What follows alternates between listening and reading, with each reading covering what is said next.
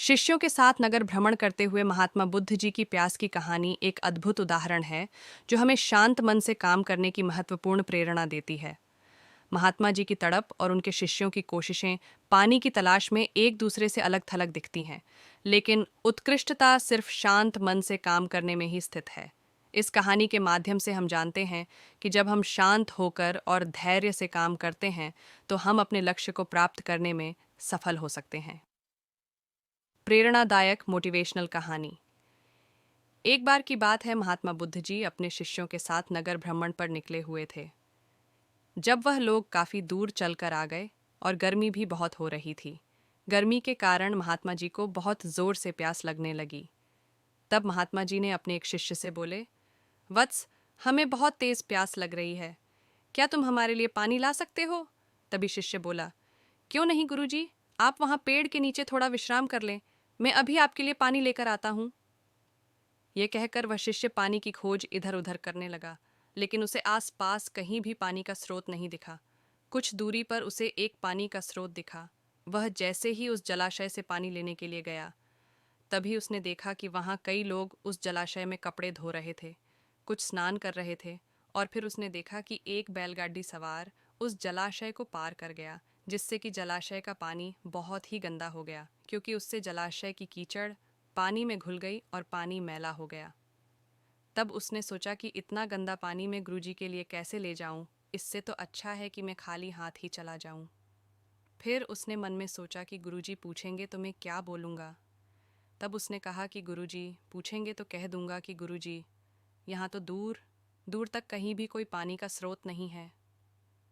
फिर थोड़ी देर बाद वह शिष्य गुरुजी के समीप आया और फिर महात्मा जी ने उससे बड़े प्रेम से पूछा कि वत्स, ले आए पानी? तब उस शिष्य ने उत्तर में कहा कि गुरुजी, मुझे क्षमा करें, मैं पानी की तलाश में बहुत दूर तक गया, लेकिन मुझे पानी कहीं भी नहीं मिला। महात्मा जी बोले कि कोई बात नहीं वत्स, तुम थक गए होंगे, थोड़ा विश्राम कर लो, लेकिन गर्मी भी बहुत थी। फिर महात्मा जी प्यास से व्याकुल होने लगे। तब उनके दूसरे शिष्य ने कहा कि गुरुजी, मैं आपके लिए पानी लेकर आता हूँ। गुरुजी ने कहा, ठीक है। शिष्य बोला कि गुरुजी, तब तक आप उस पेड़ के नीचे थोड़ा विश्राम कर लें।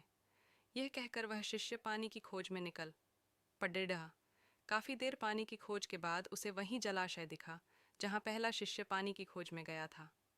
तब उसने भी वही सब देखा जो कि पहले शिष्य ने देखा था, कि लोग वहां कपड़े धो रहे थे, नहा रहे थे, जिससे कि पानी काफी मैला हो गया था।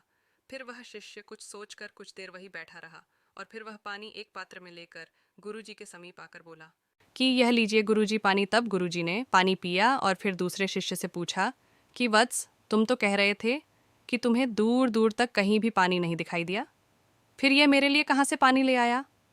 तब शिष्य ने उत्तर में कहा कि गुरुजी, मुझे एक जलाशय मिला था, लेकिन वहाँ का पानी बहुत ही गंदा था। वह गंदा पानी मैं आपके लिए कैसे लाता? तब उन्होंने अपने दूसरे शिष्य से पूछा कि वत्स, तुम पानी कहाँ से लाए हो? उत्तर में उस शिष्य ने कहा कि गुरुजी, मैं उसी जलाशय से पानी लाया हूँ। तब महात्मा जी बोले कि यह पानी तो गंदा नहीं है, अगर तुम उसी जलाशय से पानी लाए हो। तब उत्तर में उस शिष्य ने कहा कि हाँ गुरुजी, क्योंकि जब सब वहाँ से कपड़े धोकर और स्नान करके चले गए, तब मैंने पानी की गंदगी नीचे बैठ जाने का इंतज़ार किया, और जब पानी साफ हो गया तब मैं पानी लेकर आ गया। तब महात्मा जी बोले कि शाबाश वत्स, अगर कोई भी काम शांत होकर किया जाता है तो वह काम ज़रूर ही सफल होता है। तो दोस्तों, हमें इस कहानी से यह प्रेरणा मिलती है कि कोई भी काम शांत मन से किया जाए तो हमें उस कार्य में ज़रूर सफलता मिलती है। कहानी का निष्कर्ष। इस कहानी से हमें यह सीख मिलती है कि कोई भी काम शांत मन से किया जाए तो सफलता अवश्य मिलती है। महात्मा बुद्ध जी के शिष्यों ने अपनी धैर्य और संयम से गंदे पानी को साफ करके गुरु जी को प्यास बुझाने का काम किया। ये कहानी हमें यह बताती है कि सफलता पाने के लिए हमें संयम, धैर्य और सहनशीलता की आवश्यकता होती है। हमारे कर्मों को शांत मन से और पूरी संवेदनशीलता के साथ करने से हम सफलता की ऊंचाई प्राप्त कर सकते हैं।